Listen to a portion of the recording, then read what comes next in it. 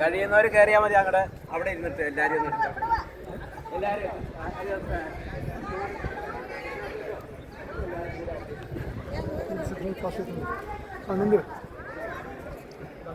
അത് കഴിഞ്ഞാലോ ആ സ്റ്റെപ്പിലൊന്നും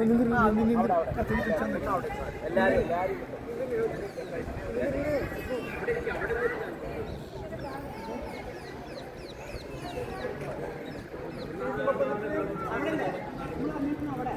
അങ്ങോട്ട് എടുക്കാം. അവിടെ എടുക്കാം. ഇത് കിട്ടുന്ന വിചാരിച്ചിട്ടാണ്